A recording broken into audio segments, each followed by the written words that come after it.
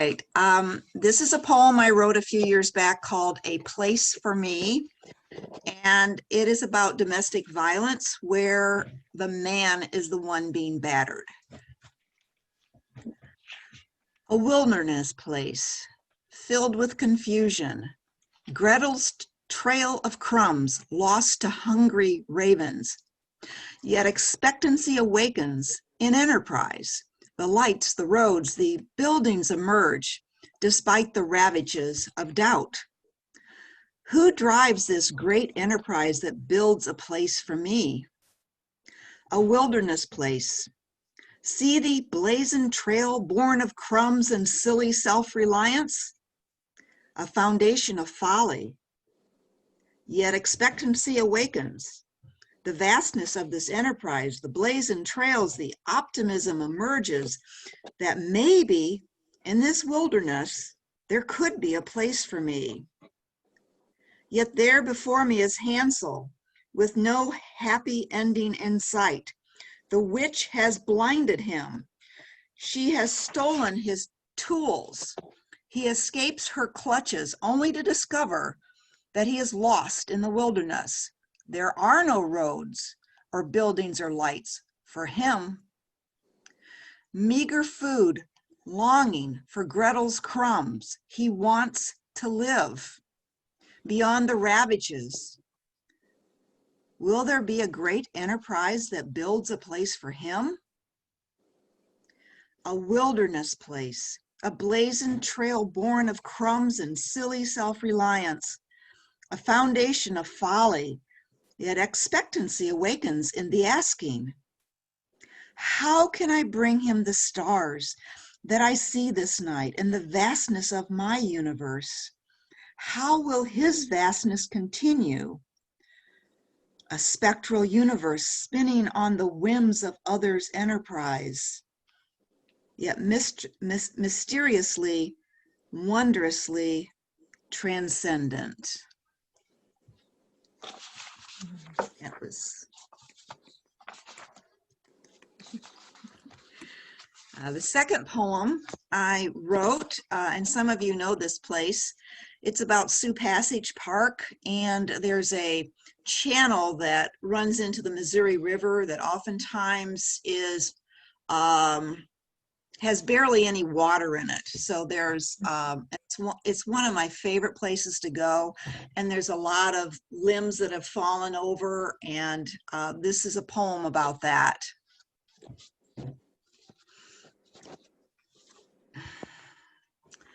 I felt the crunch of the sycamore leaves underneath my feet as the rustling poplar leaves twinkled from above, and the cicada's jagged purring droned on to the gentle dance of the river's meandering.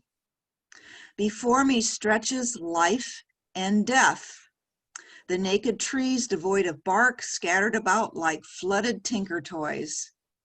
Yet life was ever before me, the white and yellow cabbage moths flitting from flower to flower, the tall grasses shimmering with whimsy, catching the light with their furry tassels.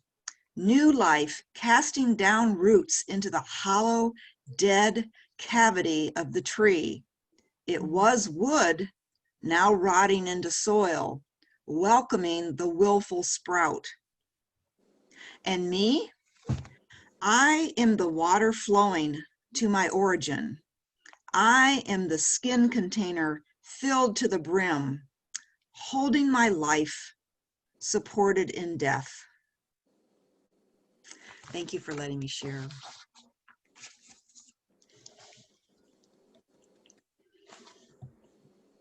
Loved Thank you, it. Shary.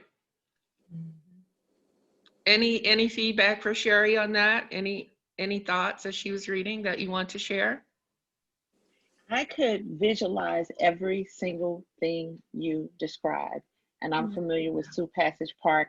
And I'm all the way here in Savannah, Georgia, thinking Savannah, Georgia is so much better than everything everywhere else. But it just, oh my gosh, that was absolutely beautiful. I could, every single detail, I could see it and feel it when you said it in your poem. Right. Right. Thank you. Thank you so much, Shary, for sharing both of those beautiful pieces. Maria, you are up next. Okay. Do you want me to do one and then come around, or you want me to do both? No, go ahead and do both. Okay, I was lucky enough to be in a workshop for several weeks that Janie Ibert, our St. Louis Poet Laureate, led for Hispanic and Latinx artists.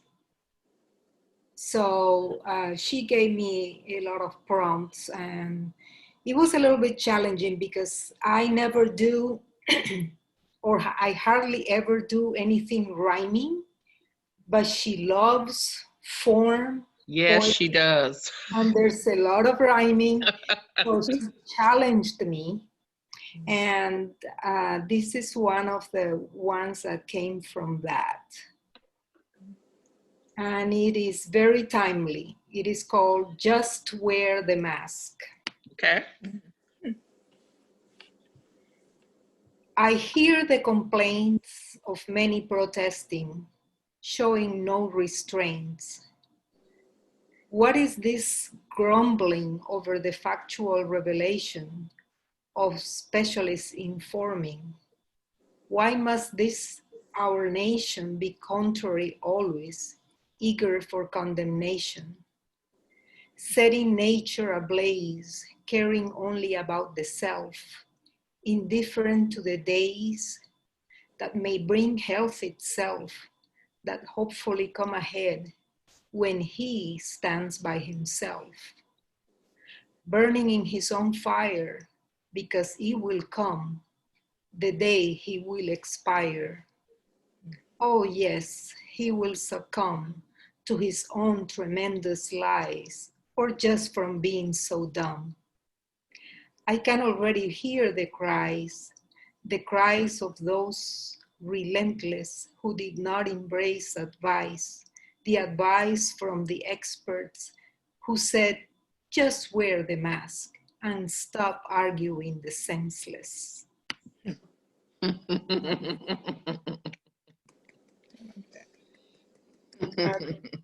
Beautiful. Mhm. Beautiful. And it is timely. Yeah, I like that. Job of rhyming too for not being used. Yes. Yeah. Yes. And I like the fact that every single word counted. Every single phrase, you distilled it down into a succinct message. So thank you. Thank you. Yes. I think that was my feedback too. It was so succinct that I didn't even hear the rhyming. You know, it was just this amazing poem. Thank you. Okay, and this next one is not a rhyming poem, but it came from one of her prompts also. Okay. She is, one of her favorite prompts is to do the I am from poem, where you say I am from, and it's an identity poem, but you don't say the name of the place. You can say it at the end if you want to, but it's mostly images and pictures that you get explaining where you are from. It's an identity poem. And this one is called Bushes of a Thousand Memories. What is it that's behind the eye? Oh, no, I was wrong. This one is rhymed too. Okay. What is it that's behind the eye? Not the true self, the eye, trying to come forward, to move me onward. I do not possess any control over the intricate protocol.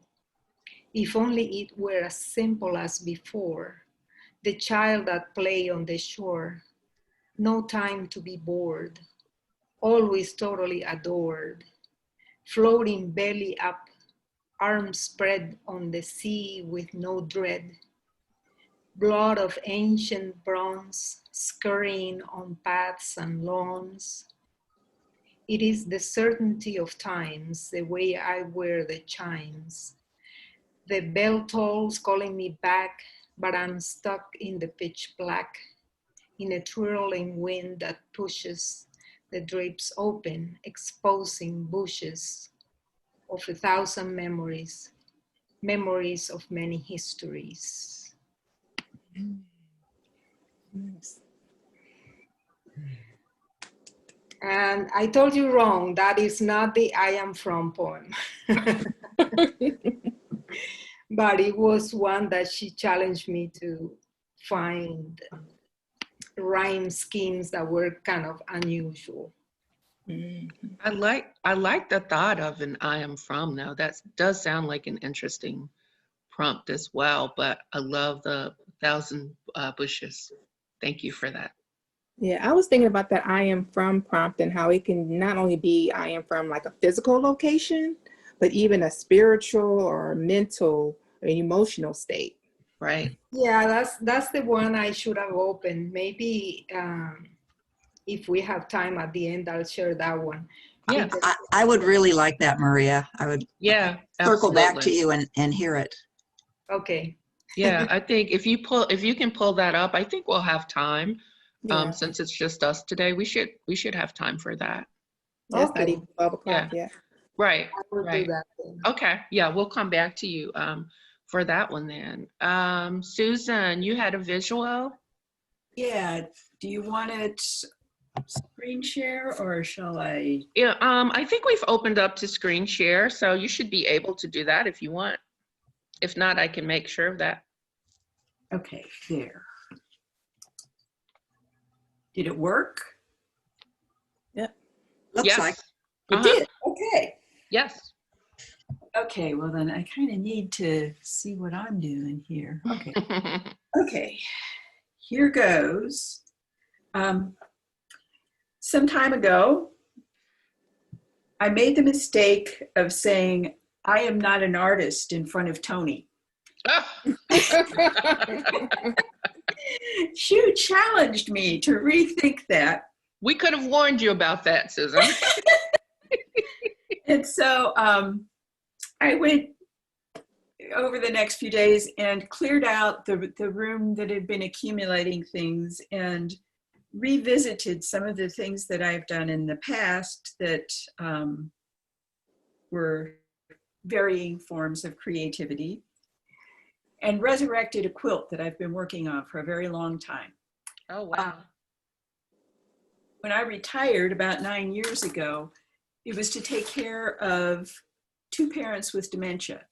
And I knew I was going to have to do something to maintain my own health and well-being. Mm-hmm. The first thing I did was read a very light novel about a group of quilting ladies who solved mysteries. The author also designs quilt squares, and she uses them to kind of move her story along. That was very nice. And I fell in love with one of the quilt squares. She called it Hearthstone, and I will show you Okay. what that's like. These squares are always solid color, usually red, like the bricks of the fireplace hearthstone. Okay. The dark area below represents the home that you leave and your grounding. And the light area above represents new adventures as you move on and grow in life and leave your home of origin behind. Okay. Well, that was followed by Anatomy of the Spirit by Carolyn Miss. She compares the 7 chakras from yoga with the 7 sacraments of the Catholic Church and the 10 pillars of Kabbalah, Jewish Kabbalah, which I really cannot understand completely. But each of the chakras is represented by a different color. The root chakra is representative of your origin, your birth family. your home. And really, the color of that it represents it is the red of your birth blood. And it goes through the entire rainbow to that time when in the 7th chakra, you become more spiritually oriented and focused on meditation, and that is where you gain wisdom. And I began seeing that heart quilt pattern in a whole rainbow of colors. So here we go. This is the quilt. Ah. Each row is a different color. It goes from dark to light.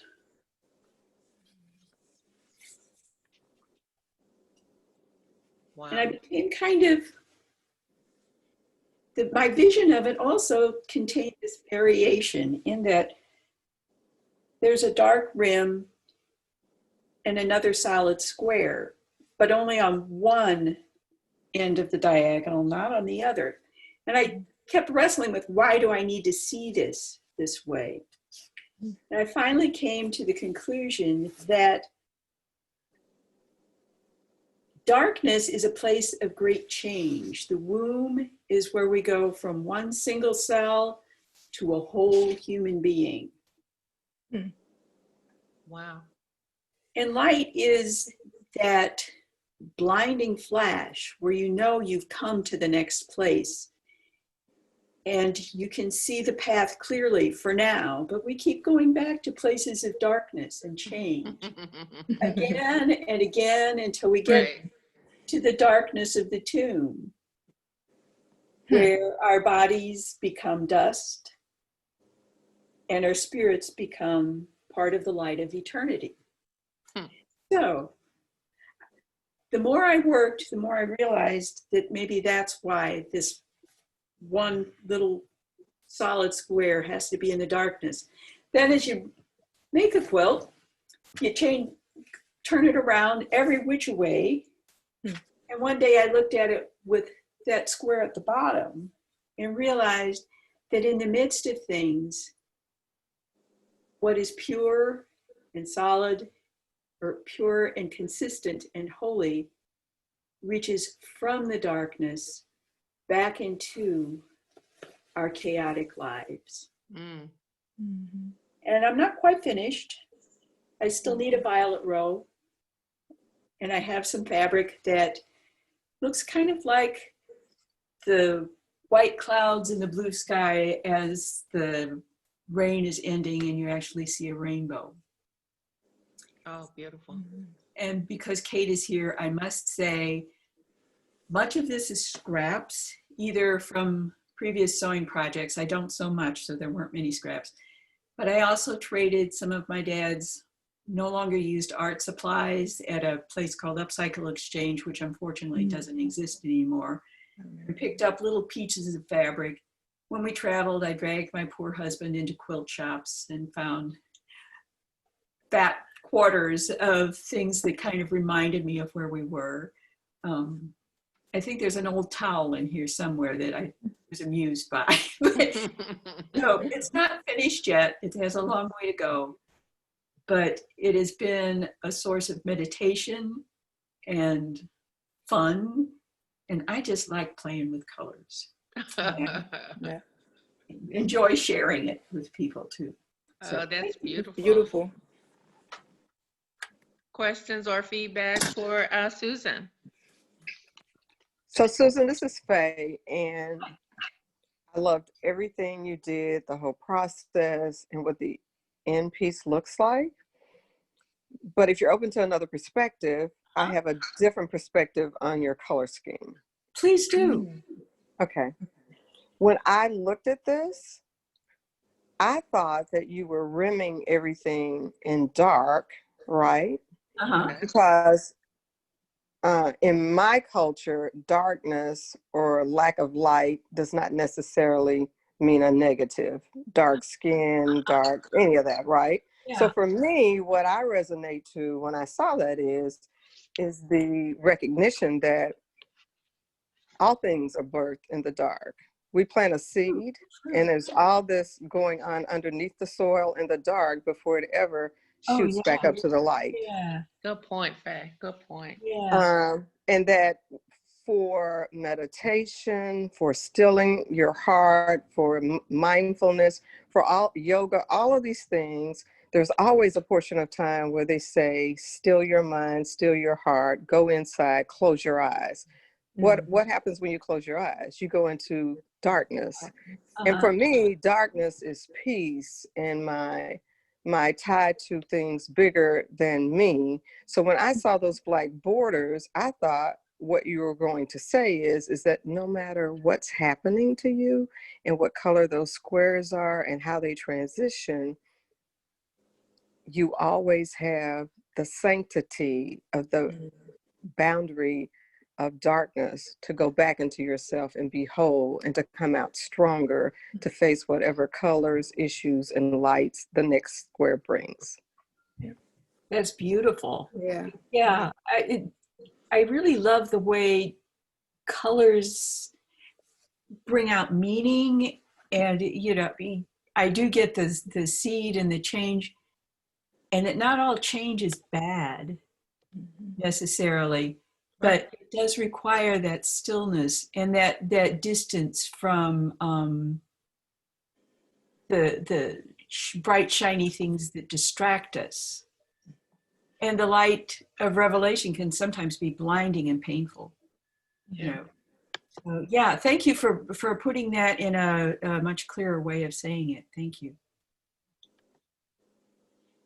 That's beautiful, Susan. Thank you so much for sharing that.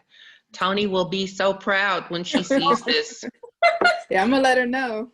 Yes, I'll post a video to our site so that she can see it. She will be very moved by this, trust me. So don't be surprised if you get an email, because when she starts meditating and working on stuff. Let's see, Christine, did you want to share some of your jewelry art? Yeah, I'm gonna see. I'm on my iPad today, so Okay. see if it'll let me share. Okay. Oh yeah. Okay, here. Photos. Continue.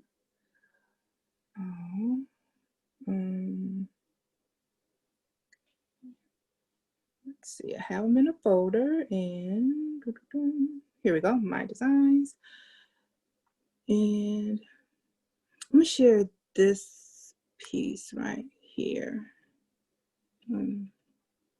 Bear with me for 1 second, guys. Okay. Yeah. Let me see. Trying to get the best photo here. Oh, that looks about the same.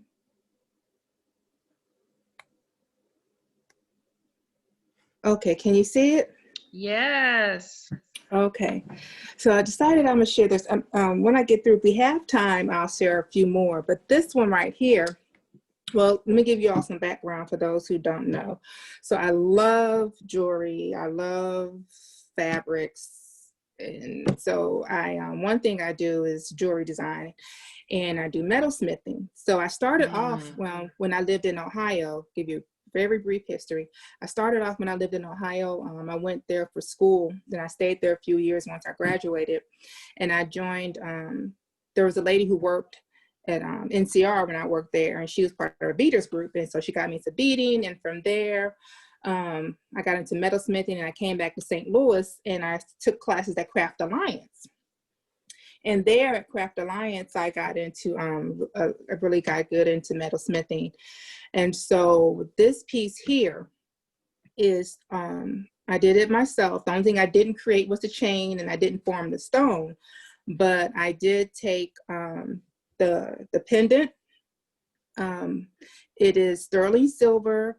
It was just a sheet of metal, sheet of sterling silver. I cut it, I sanded, I did all the texturing, and I also bezel set the stone. And the stone is a labradorite. I love labradorite. It is one of my many favorites. And so with this piece, this is my attempt at making it so you can wear it various ways. And so this is just one I want to share because it means it was one of my first pendants I had done. And like I said, the labradorite, it's just so calming and peaceful. Mhm. And so that's one piece. Do I have time to share another piece? Yes, you do. Okay. Does that stone only come in the dark, Chrissy? No, I have different, actually, here at the house, I have various shades in terms of intensity Okay. of the stone. Yeah, that's what I was asking. Okay. Yeah. It's so Okay. beautiful against the background. Thank you. The last piece I think I'll share is a piece I did. So at Craft Alliance, what they have every year, at the time when I was going, they have a student exhibition. And so, let's see, I think this was the one, this copper cuff. Oh, I love this. That's one that I had done, and it was in the student exhibition. And this again, it was a piece of copper. I formed it, I put the texture on there. I used a flame to form and patina the bracelet. And what I like about it, it's very earthy but timeless, and it can go with anything. Wow. And that's a lot of, when it comes to my jewelry and the way I dress, I like things to be to transcend time. I don't like it to be stuck in just, oh, you're going to wear this here, wear it Right. there. Fad or trend. Yeah, fad and trendy. Yeah. Right. And so this is also one of my favorite pieces. Now, when I look at it, it has patinaed over time because that's what copper does. Mm-hmm. Yep. So this is just a little bit about me, and I just want to thank everybody for coming together, because as Faye mentioned, I'm just energized now, just sitting here talking through this and listening to everyone and their creative energy and different perspectives is really uplifting. So thank you all for even taking time today to come together and meet like this. I really appreciate it. This piece is beautiful, and it makes me want to touch it. And I know it's copper, and it just looks like even beyond even what I know copper feels like. I just love it. It just kind of draws me in. Thank you. What I love about it is it goes in two directions. You've got the rimming, so it goes vertically, and then you've got the circle part, which goes horizontally. And so for me, it represents journey, or, you know, it's just beautiful. Yeah, I will tell you, when I was working on this piece, I was thinking about my own heritage and background. And so it draws me to that space, and just the richness and the kindness and the beauty of being an African American woman. Yeah, it's a piece. It's a piece, guys, that, you know, I would put this on with anything, and just, I think it would just dress up anything you put on. Even if you were trying to dress down, I think it would just speak volumes for itself. You know, you almost need on solid black or solid something else so that you don't distract from it. It is definitely a show. It's a showpiece. It's a conversation piece. I think it's outstanding, Chrissy. That's beautiful. I think Thank this you, would everybody. qualify for the I am from. Good point, Maria. Yeah. Good point. That is a visual to the I am from, isn't it? Absolutely. Wow. Thank you, Chrissy. No worries. Thank you, everyone. Who wants to go? Who wants to go next?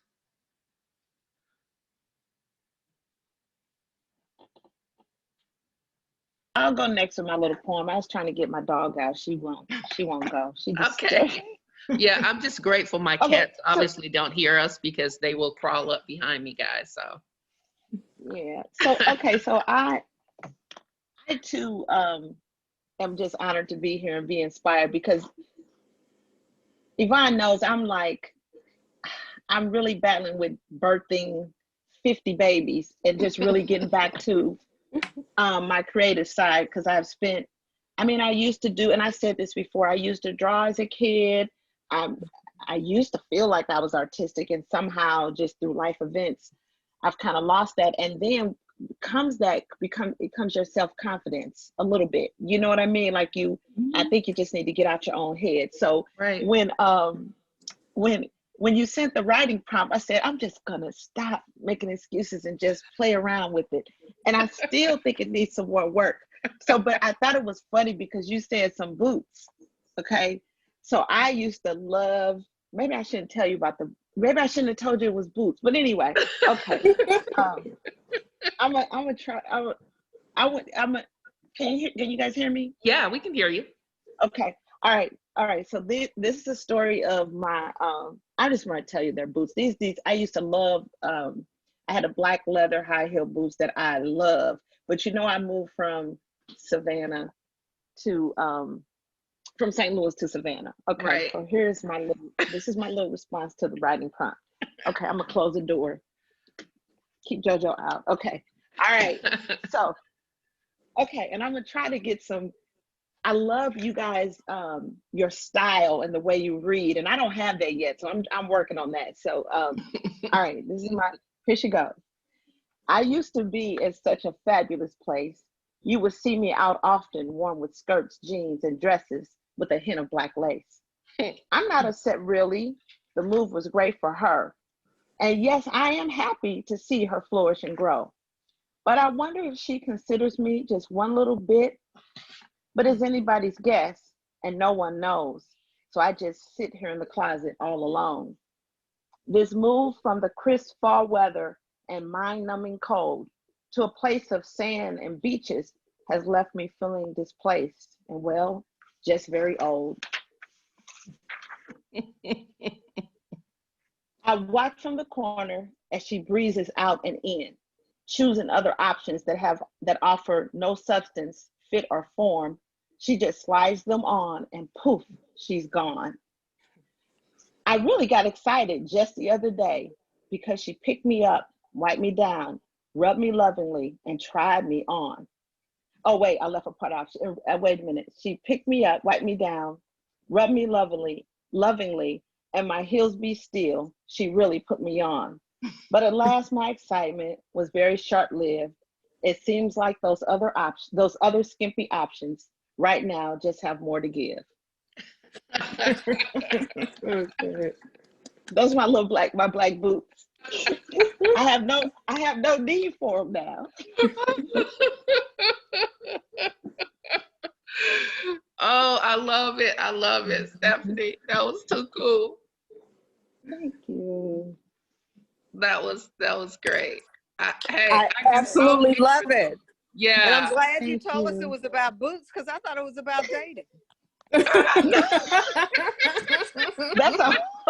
That's a whole other dry poem. Love it.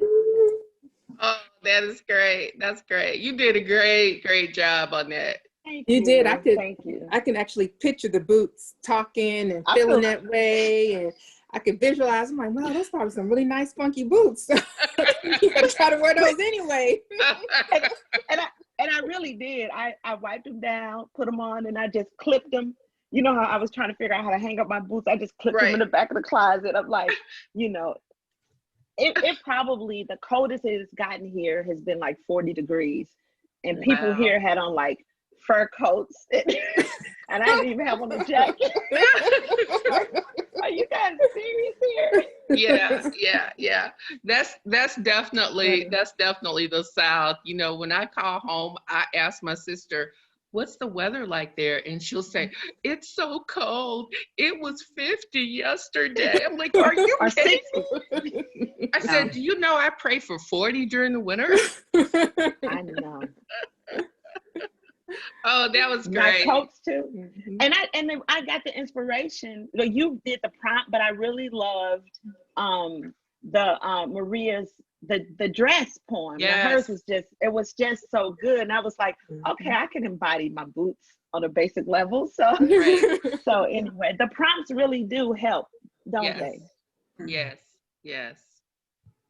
And, Thank we you. can all relate to your story, you know, because I moved to Virginia and I have this beautiful, fluffy, fat winter coat that I just can't wear here. I mean, it doesn't get that cold here, but I can't get rid of it yet because I it's know, right. it's mine.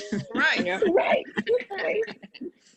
And having lived in the Midwest, you know the value of having that coat, Shary. Right, Yeah. right. Keep it when I come back to Missouri, right? Right, Yeah. right.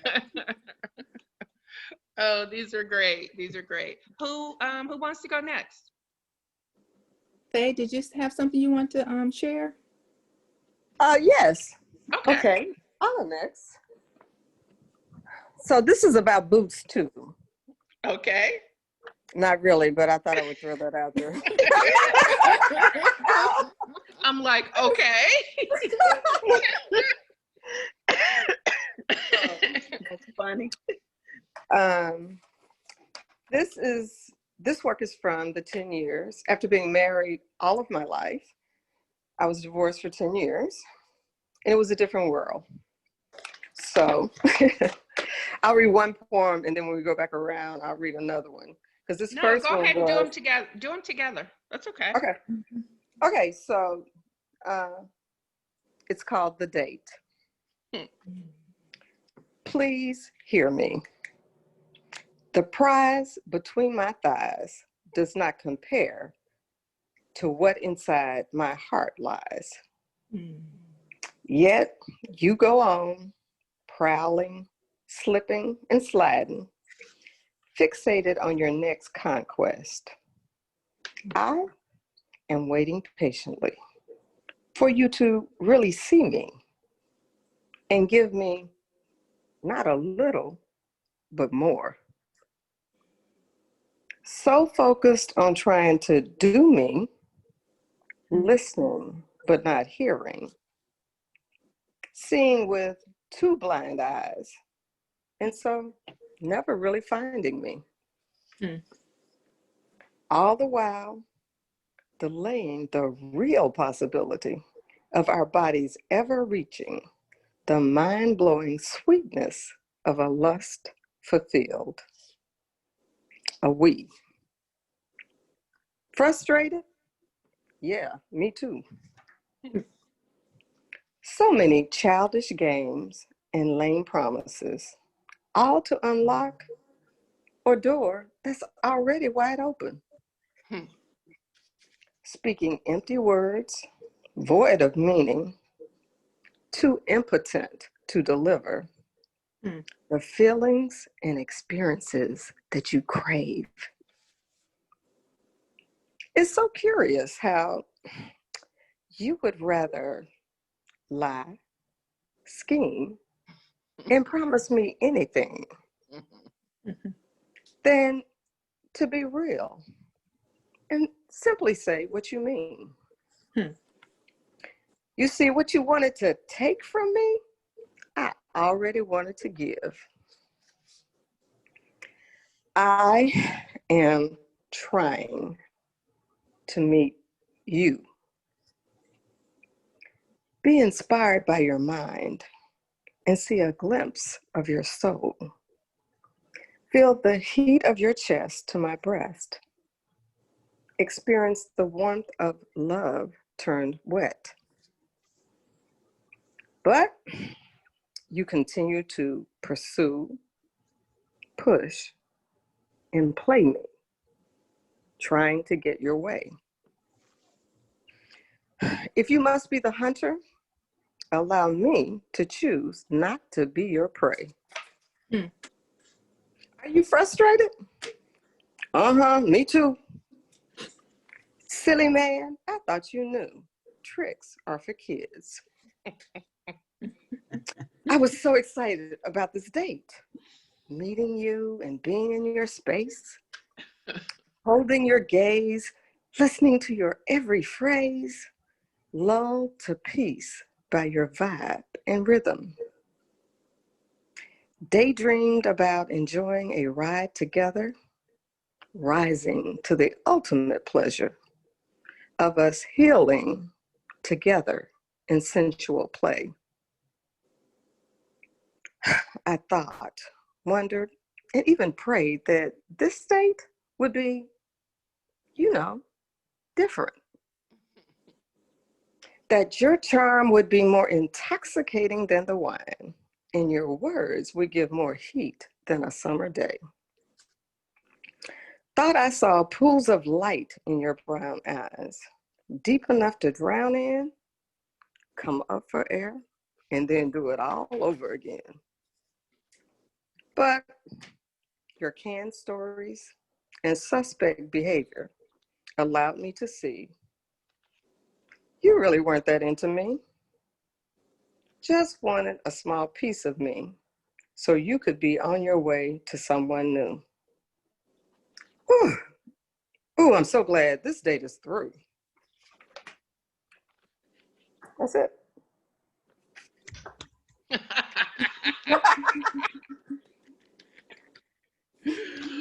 Oh, there's so many levels to that.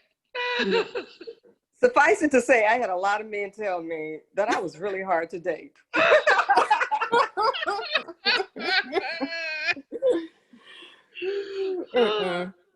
So, Faye, I'm assuming this makes you even more thankful for Bernard every day. Could I just get a good man to mean what he say? Hey, you got it. You got it. So that was 10. No, this poem is a result of about 5 or 6 years of dating after having been someone's wife all of my adult life. Mm-hmm. And then I got a boyfriend. So the next poem is about the boyfriend. All right. Okay, the name of this poem is Warmth, which stands for Wonderful and Ready Man That Heals. Wow. He is the truth, a cascading wave of light in an ocean full of darkness. The soothing sound of his voice causes peaceful ripples that gently but firmly caress my core. With a penetrating look, a soft brush against my thigh, he creates a sweet stillness that leaves me craving for more. He is the cool that balances and yet triggers my heat. The one that brings me joy and celebrates my worth. Covered in his strong embrace, I find the comfort that I seek. If it wasn't a sin, then I would bow down and worship at his feet and fully indulge in all that is him. He is my wonderful and ready man that heals past hurts. The man responsible for the mending of my broken heart and the washing away of my tears. He is the calming force that protects me from all of my fears. Dark brown eyes and the warmth of his vibe take me on a journey to the quiet place in the center of my fullness. The point at which I receive nourishment and release. And for these reasons, my heart reaches out for a taste of his warmth. As a caretaker in the garden of my soul, he waters me with tender, loving touches. Nestled in his strong black arms, he nurtures the essence of me in the daylight of our passion for the entire world to see. He rises early and the movement stirs me, offering a peace as natural as breath and as satisfying as a cool breeze in the summer heat. His presence stimulates my intellect, excites my emotions, and satisfies my desire for human touch as he softly finds his place inside of me. He tends to my needs as I lay on the white sands of a tropical island, covered in nothing but his memory. Even when he is away, I remain completely and fully enveloped in his warmth. Without so much as one physical touch, he has become my wonderful and ready man that heals past hurts, and this is the essence of unity. That's it. Yay.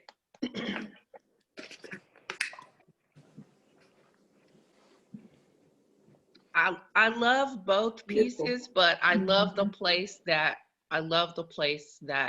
the warmth piece brings you to. Yeah.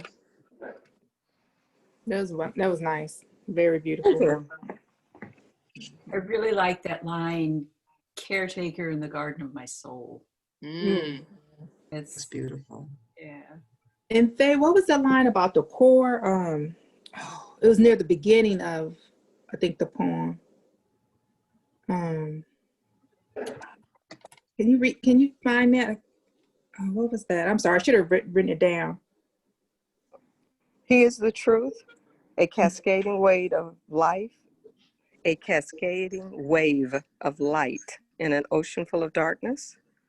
The soothing sound of his voice causes peaceful ripples that gently but firmly caress my core. Mm. Yes, I love that part. Yes. Yes. Well, thank you.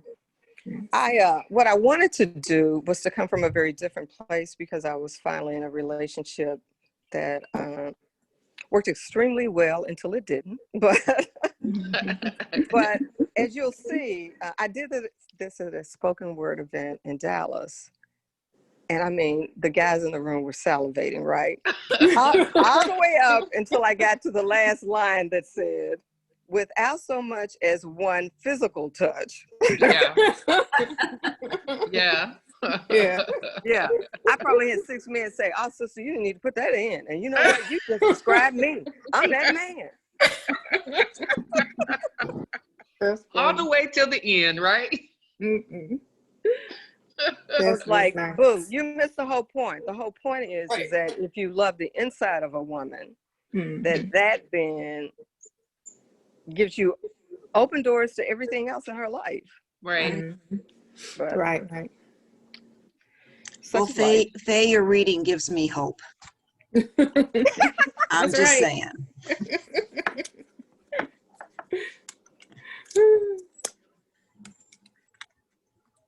It's so brave too. It's brave to Mm. write about those kind of topics. You know what I mean?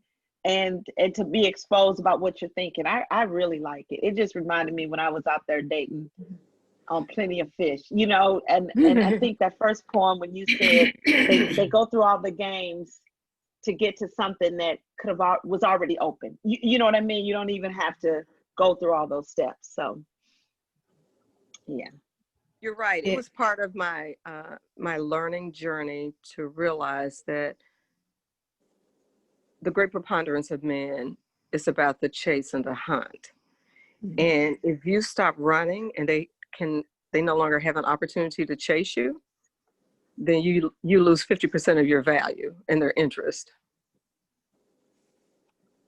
But you know, I've been out of the game all of my adult life, and I was just getting really frustrated until, you know, it took 5 or 6 years because I'm not that smart, but I was like, oh, now I understand. So then I wrote a poem about what I then understood. Yeah, I agree with Stephanie that both of those are very brave pieces.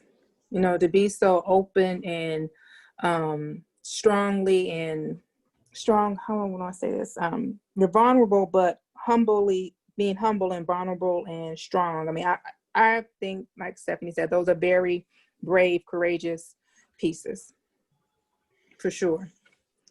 And you're so confident too. You're with your voice when you're speaking it. That's what makes it so enjoyable too. You feel confident in what you're saying. I really like both of the poems. Yeah. Thank you very much. I appreciate both of those because it took me a long time. It was years after I wrote them that I ever went to a mic and said, you know what? This is me. This is what I involved to. It wasn't an accident. I have been working on being me for years, and nobody in this room has to snap their fingers. But I'm saying this today. I'm releasing this into the universe. So thank you. I appreciate you. Right. Great pieces, Faye. I think Thank you, Faye. those could be used in lots of different ways to start discussions about what it is like, you know, as especially adult women who have to go back to dating. I have plenty of friends who have had to do that, and number one, it's scary, and number two, you got to be ready for the reality of what's out there. So I think there are lots of ways that those pieces could be used, Faye, to talk about, you know, to start discussions about what it is like going to go back to that, and to talk about the mindset. How do you approach that, you know, when you've gone on date number 10 with and none of these people are people you ever want to see again? Because, you know, it can be scary enough that depending on your mindset, you may absolutely want to give up. But is that the right answer? Because we all need human connection and companionship. And so it would definitely, I think, be helpful to you know, to have that conversation with other folks who have that experience. And Faye, I was like you. Yeah, I was like you. I was married. I was with my first husband from the time I was 20 till I was 42. And then, so, you know, you don't have any frame of reference for that dating world, but it's just like you described in that poem. You're sitting across the table and it's like, I think your expressions too, when you say, whew, I'm glad when it's over. Right. And that just captures that whole experience, because you feel like that just another date. And so, but Yvonne, I'm glad you said that, because I mean, people keep asking me, you meet anybody in Savannah? I'm like, I'm not looking. I'm trying to get my poetry game up, but I won't rule it out. So I'll be careful about how I phrase it, because companionship is nice, you know. Right. So thank you so much for that, Faye. Who wants to go next? Let's see, we still have Kate and me, I guess. Is that it? Go Kate. You ready? Give me 1 second. I want to grab something. Okay, go ahead.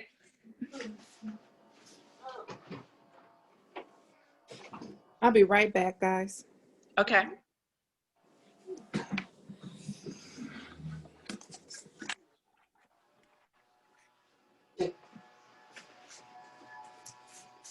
I have my earpods in. One of them is dead. One of them is working. So I debated on whether or not I should show this. I too made a quilt. Oh, beautiful. Yeah, I can't get real far from the camera, but they're basically all little houses. Yes. And so from far away, it looks really cute. But going back to that question of where are you from? So I've lived in North County most of my life. Okay. And, you know, there's a certain way people sometimes talk very negatively about the area. So for a long time, I was collecting those quotes, those weird things that people say. And I had them on a sheet of paper. And whenever somebody would say those things to me, I would kind of pull out the sheet of paper and either add it or just basically remind myself, like, this is the illness, and this is like, you know, it has an effect. Like, words are spells, and people say these repetitive spells over and over and over again, and it has these terrible, terrible consequences. So right after Mike Brown was murdered, you have to deal with things somehow, right? Right. So I made this quilt. So I made all these cute little house panels, squares, and then I embroidered the things I was writing on this sheet of paper that was the illness. Okay. And I entered it into an exhibit on migration, because I think like when you talk about like whether you call it white flight or exodus from North County or whatever you want to call it, right, there's a language around that drives that. So we can sit in polite company and talk about steering, and we can talk about redlining or reverse redlining, but ultimately, like, you have to get down to that, what's allowing you to think and do that thing. And I feel like what I was putting on this quilt was that underlying bit we never really talk about in open. Okay. So I don't really want to read them, but like, I don't know if you can see them. They're just... Everywhere I go, wait. Every time I go back to visit, it's darker and darker. Oh, yes, yes. You know, yes. The ones that come to Spanish Lake, well, they obviously were not as motivated and did not have the work ethic and our family values that our prior homeowners had. You know, Yeah. It's a model of two races. One, it flourished, the other degraded. Okay. Like, it's just that, you know, there's nothing beautiful about the area anymore. The area is a waste. It's garbage. Like, you know, and people would say these things, like, it's really awkward and weird. Like, I would go to art openings and people would ask me where I'm from, and then they would say these things to me. And I remember, like, my neighbor and I went to an art exhibit, and the guy was just like, oh my God, I can't believe, and like went on this tangent to me and my neighbor who live here. Right. And we're just kind of like, and we were supposed to all go out to dinner afterwards. My neighbor's like, I'm not hungry. Right. I'm not hungry at all. Yeah. Yeah. But it was like, I just needed to get all of it out and put it somewhere so that people could see it and like create that conversation about why are we saying these things, and why is this not the problem, but the, you know, so yeah, that's I call it bedtime stories for privileged children. Oh. So that's what I did. That's awesome. Nab, I love that. That's a sucker punch, because then I'll go, oh, I must buy one for my privileged child, and then they'll read it. Exactly. Exactly. So you know what strikes me though most about this is that this is just another ray of light from the core of who you are, where you're ingesting, and when you exhale out, you're healing something.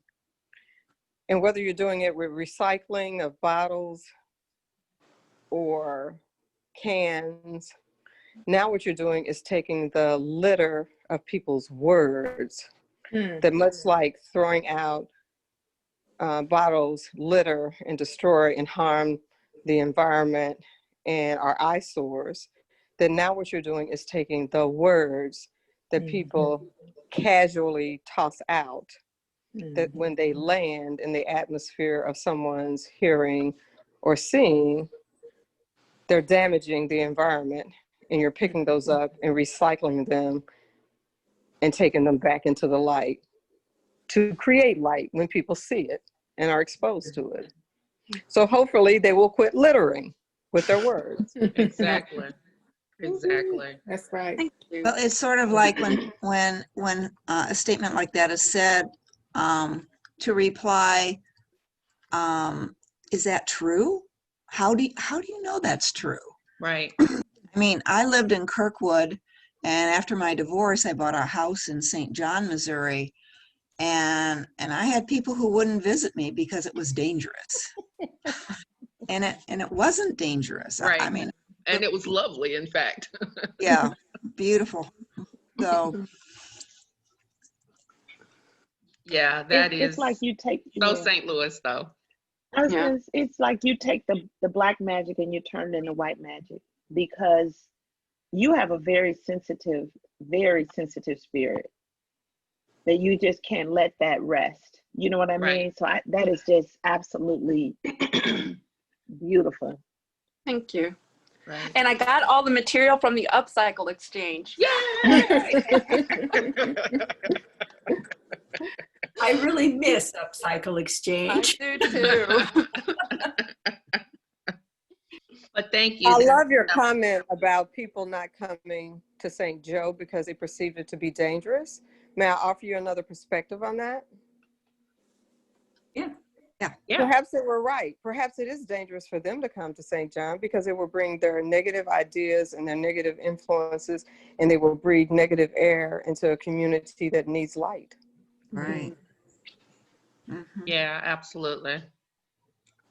Yeah, well, you guys are really nice about that. I tend to challenge people when they say those nasty things, you know, about a place that I have loved for 30 years and that my extended family has been in either North City or North County since the Great Migration.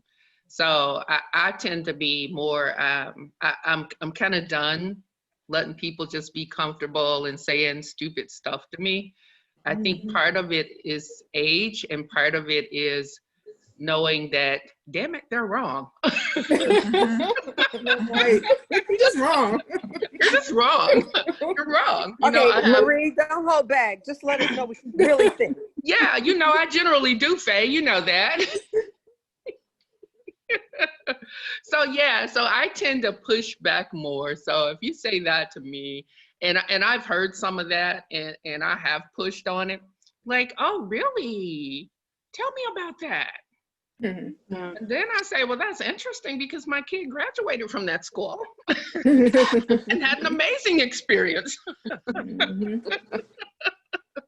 Like, and by the way, they're very successful and they're college graduates and they're probably doing better than me, in fact. So I'm having a little hard time with that narrative that you're trying to sell me, okay? Right.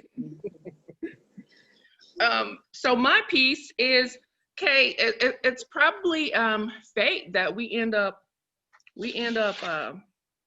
sharing our pieces here together, because my piece is one I've been working on for a while, called A Tale of Two, because I keep trying to reconcile, that's the word I'm looking for. I keep trying to reconcile how we are okay with having communities of, you know, that I guess the word is thrive and flourish. And then we're perfectly okay to have areas that we know we've purposely disinvested in. Mhm. And it just becomes like we've normalized it. And broken it down to things as silly as what zip code you live in and what freaking high school you went to. None of those things determine my value as a human being. Mhm. And so I continue, as I said, to have this conversation any opportunity I have. And this piece just kind of helped me sort through some of that. So it's called A Tale of Two. And I think I had started it, guys, at our last retreat. And so it's almost done. I'll say that. I don't think it's fully done, and I may end up taking some pieces of it out. So I would appreciate your feedback on it. And if you hear movement behind me, the kid is gone, but the hubby and the kitties are home. So A Tale of Two. It's the best of times, the worst of times. North side, south side, Del Mar divide. NoCo strong, Mike Brown gone, in broad daylight, without conscience or consequence, but not without an uprising and a fight. Oppressive traffic fines, Lady Justice is blind. Marching feet mark time to the cadence of Show Me Sound drumline. Metro bus and link to politicians' promises of employment and inclusion, but it's an illusion. Remember the arch? Veiled prophets, to keep St. Louis a real-life tale of two or 92 communities of have and have-nots. Forest Park Southeast, Chesterfield, the Ville, 300 a year dead and not a tear shed because, well, you don't really know those people. Redlining and redesigning neighborhoods, manipulate and extrapolate culture and dollars, but still fail to educate in my zip code. And zip codes, they hold the power of life and death and designate promise zones, but don't ensure that promises are kept. 5 digits dictate how long you live or how soon you die, or if there's a doctor or hospital nearby. And if your baby is wealthy and healthy or fails to thrive, it even determines education, matriculation, graduation, hypertension, school retention. Elementary school pipeline to prison plus purposeful disinvestment equals mass incarceration, marginalization, and dehumanization. Golden arches appear mightily like a mirage in food deserts where it's easier to find a gun than grapes. 10 miles between us might as well be 10 million. And it will take God, Yahweh, and Allah, the angels, and all the mega churches to mend the mega complexities of this house divided.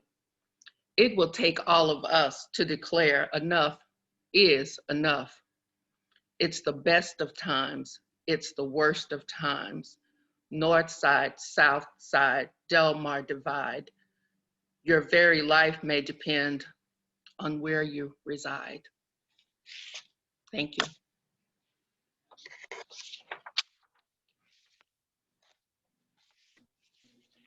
Wow.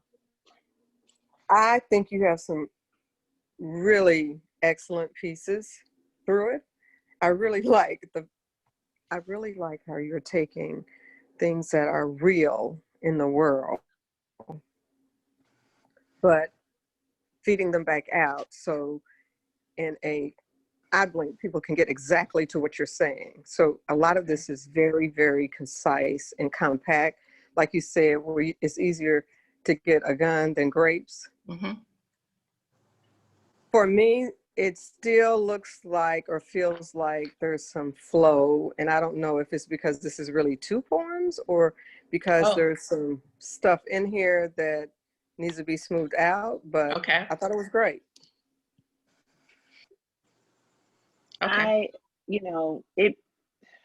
First of all, I'm blown away because it almost makes me, no, it does make me emotional because even though I have left St. Louis, I am St. Louis die hard in my heart. Mm-hmm. And I grew up we lived in North St. Louis, but then we moved in 1972 to Spanish Lake. Mm-hmm. And it's emotional because it's a very complex city. And that poem captured all of that.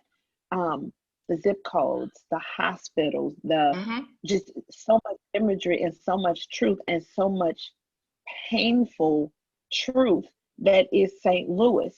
That is one of the reasons why I needed to escape. Like I worked in Riverview Gardens in that area where Mike Brown was shot. And I just left Riverview and moved to Ferguson, Florissant. And you can say that tore our city apart, but it really just highlighted everything you said in your poem. Right. That was the problem that we pretended we pretended that we advanced. We pretended. Heck, I left North County and moved to St. Peter's because, well, you got more house for your money. But that was just. But it's such a complex and painful, frustrating, real situation. And your poem, I felt like it. I don't see anything that I would take out. I thought it was just amazing and painful to hear, and it makes me sad at the same time for St. Louis. When you said the Del Mar divide, the Del Mar loop has changed so much, and even Forest Park is complicated. Right. Wow. Right. Thank you. Yeah, I think I did it to process the pain of just what you're talking about. I think that's why the poem happened, to try to have a frame, you know, to understand it and address it. Marie, I found your reading very, very visceral. And if I had any recommendation, I would recommend making it even more visceral. Okay. And one of the ways that I would recommend you doing that is to come up with a repetitive phrase throughout. And one of the repetitive phrases that I would recommend for you is 5-digit death. Oh my God. Because that really grabbed me. Okay. And it also gave me an internal call to action. Whereas something like inclusion, illusion, it was more theoretical. Okay. But 5-digit death, yeah. Okay. And plus it's irrefutable. I can't say that word. Irrefutable. Where, because you talk about narratives, there's oftentimes this narrative that is not true, but you can substantiate 5-digit death. Right. You know, there's no way that people can spin that. Right. There's an organization in California called Homeboy Industries. Okay. And basically they're reducing gang violence, and their slogan is very similar, which is jobs, not jail. Oh, okay. And their whole mission statement is jobs, not jail. So I loved how you talked about the kindergarten always leads to jail. Yeah. So that's my feedback. And I was picturing an exhibit of Kate's work with you reading that. Yeah, absolutely. That's why I said when I saw her quilt, I was like, wow, this is so related to the piece I'm about to do. Yeah. I think North County does something. It does. It does. It does. It does something. Hey, you know, when you it's the trauma. I agree with, yeah. I agree with Shary about it. That's terrible. Yeah. I would agree You with know what Shary. though, Marie, when I listened to that poem, two things that I walk away with. And one is that it is not complex. As a matter of fact, it's so simple. It's about being equitable. It's not complex. We know why these things occur. We know why they're different. We've all heard the expose on the lucky zip code. So no, the smoke screen and the narrative wants us to see it as complex, because then they're never accountable for it. Right. And as painful as it is, for me, the greatest pain as an African-American female, even though I don't live in North County, is that you, because you don't have to look at it, choose to turn your head and not look at it. And you leave me here lingering in my day-to-day pain, understanding that it doesn't just impact me, it impacts my health, it impacts my children, and whether or not they go to community college or no college or the prison part. And you see all of this, but because you can turn away, you do. And that's the greatest pain, is your willingness to live in entitlement and to say things like, oh, I've never had a slave, I've never owned a slave, understanding that systemically and generationally what you have and what you've been able to build up was based on the same basis of pain. Yeah.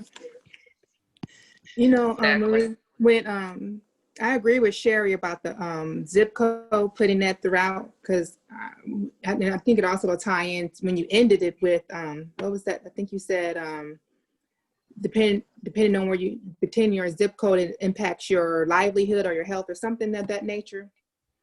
And so I think Shary's recommendation or insight would definitely tie all that together. Also, when you read the piece about even to the point where we had to look at what high school you went to. Now, I will tell you, I did not know that about St. Louis until I came back home. You know, I went away to college. I lived away for a while, then I came back. And when I came back and I started working, I got a job at AB, and someone asked me, well, where did you go to school? So I'm thinking about college, right? I'm not even thinking about high school. And they're like, no, what high school? I'm like, what? And it is just so sad that, and I didn't, even then, it didn't dawn on me why someone would ask me that, because my mind just doesn't work that way, right? Right. And it's truly a St. Louis thing. Yes, it is.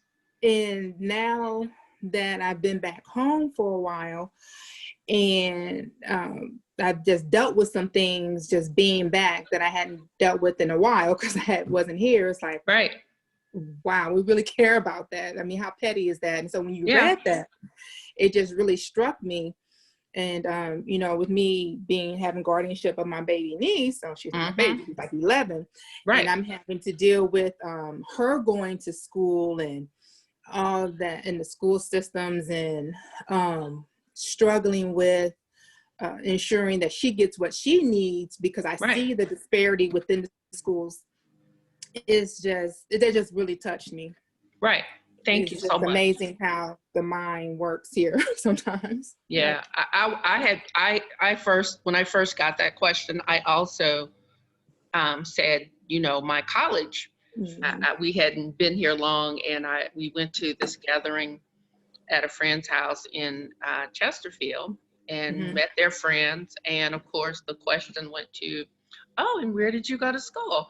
You know, we're almost 30 years old at that point. So what do I say? I say my college, right? Undergraduate. And then they said, oh, I mean high school. I'm like, you've got to be kidding. So I could not wait to lean over to my husband and say, get me out of this place. Somebody just asked me where I went to high school. Are you kidding me? It's like a shorthand of how I can pigeonhole you. Boom. Because I'm not a native to St. Louis, and so I can't say any particular high school that they would recognize, and so then I'm excluded because I don't fit into any of their boxes. And when I really saw this clearly in Kirkwood, where there were 3, 4, 5, 6 generations of Kirkwoodians, and then there was the transplants. And while they were courteous, those two groups never mixed, never mixed. And so when I lived in Kirkwood, all of my friends were transplants. And you can't see the artificial barriers. My son's friends could not play in my home because A, I wasn't Catholic, and B, I was not a stay-at-home mom. And it's like, who makes up these rules? But it's you know, these artificial barriers are just incredible, and it hurts people. It absolutely hurts people. It's here in Savannah too. They asked that question, where'd you go to high school? No way. No way. I almost think that the where did you go to college is the new where did you go to high school. Yeah. Like I'm starting to kind of recognize that when you start. Yeah. It's like, oh. Well, because I've moved around and traveled a lot, I don't think that I don't see people asking where you went to high school at as problematic, because depending upon where you live and where you travel to, people say, who are your people? Or people say, I mean, it's just a way for people to look at you and you're unknown, for them to ask you something that helps them to sort you and make you more known. What I think is bad in St. Louis about where did you go to high school is not that they ask the question, but that the conclusions they make about you before they ever learn anything other than your first name. Exactly. That's the negative part of it. Because when I first moved here, people said, oh, so where did you go to high school? I failed the test. I said I was, you know, I gave them where I got my graduate degree. But then they said, well, where do you live? And so I said, what do you mean where I live? And I said, you want my street address? And they said, no. Do you live in the city or the county? And I said, well, I live in the county. Well, but if you live in the county, do you live in North County? And I was like, well, no, I don't live in North County, I don't think. Well, do you live in West County, or do you live in Ladue? Or, you know, do you live in Frontenac? Where? And so it was not until I was here for a couple of years that I understood what they were basically saying is, are you a city Black or a county Black? And I got more points for being a county Black than a city Black, but I got more points for being a West County Black than a North County Black.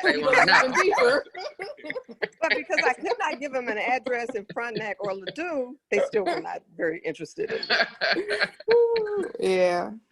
Yep. Welcome to St. Louis. But we have to laugh about it, guys, because it's just so painful. It's just surreal. So complex. Yeah. We have to be able to talk about it. And so that was my way of processing. We had somebody, Faye, were you gonna do another piece? Somebody was gonna come back and do another piece. Faye or Maria? It was me, Maria. Yeah, Maria, let's hear your piece, and this will be our closing piece, I guess, right, guys? Yep. Okay, awesome. Okay, so this one is the I Am From poem. Ah, yes. It is called Untranslatable. I am from topless and barefooted childhood, from honest sweats and uninhibited nature, from running under a raw sun, from baths in the rain and splashes on puddles, from coexistence with ants and small lizards, from hunger distracted with sugar water, from a fresh banana over a hot meal, from fruit trees at hand's reach on any yard, from refreshments of homemade juices. I am from shopping at the corner store for what is needed that very day, nothing more. From the unapologetic routine curse, from those who correct the naughtiness of any child without offending the parents. From fresh fish stew with coconut rice, from pigeon pea with salted meat soup, from fried plantains and egg-filled arepas. I am from closing traffic of streets with no permits whatsoever to practice cumbia during pre-carnivals, from never sleeping a New Year's Eve, from a hangover cure sunbathing by the sea, from a semi-truck alongside a mule cart.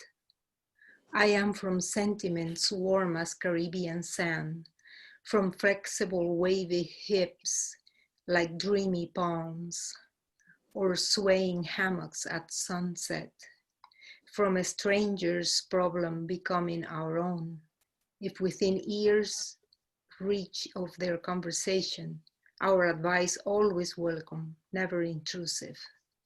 I am coastal Caribbean, a cumbia dance, a native's flute, an African drum, a lyrical phrase, under a bilingual Atlantic moon. I am untranslatable.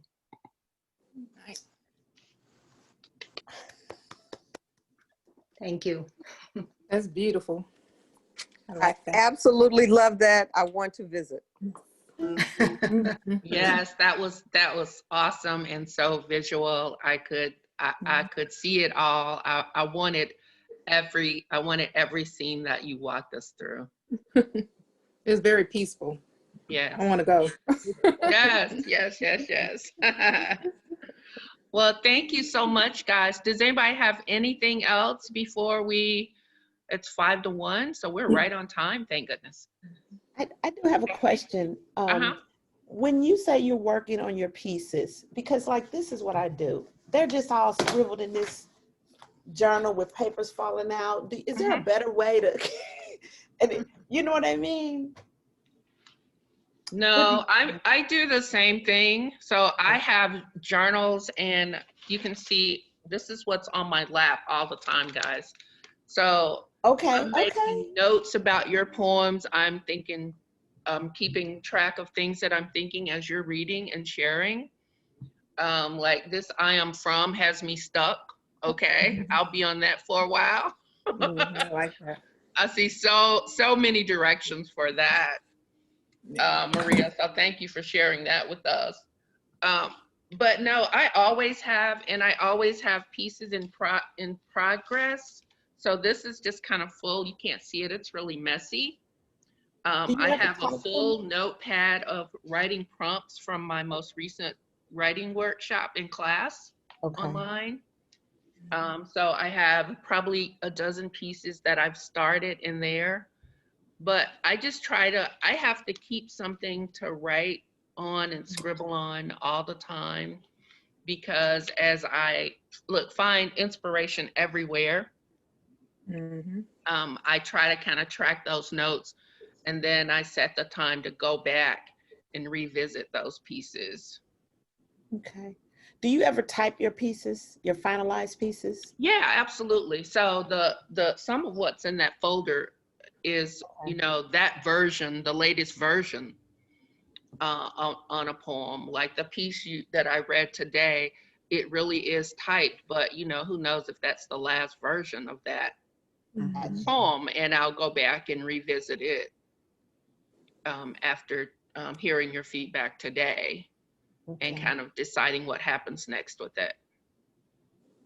Okay. Well, I just wanted to thank everyone because I've gone through a long period of being a writing anorexic, and all of a sudden that writer part of me is coming back online, and a lot of it has to do with hearing you all and sharing Awesome. your work with me. So thank you. Awesome. Thank you, Shary. Thank you so much. Anybody else before we go? Thank you. Everybody's work was lovely. Oh, yes, it was. Yes, yes, definitely. Thank you all so much.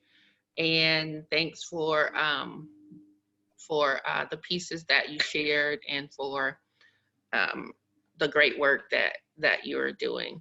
So I'm going to stop the recording now too, by the way.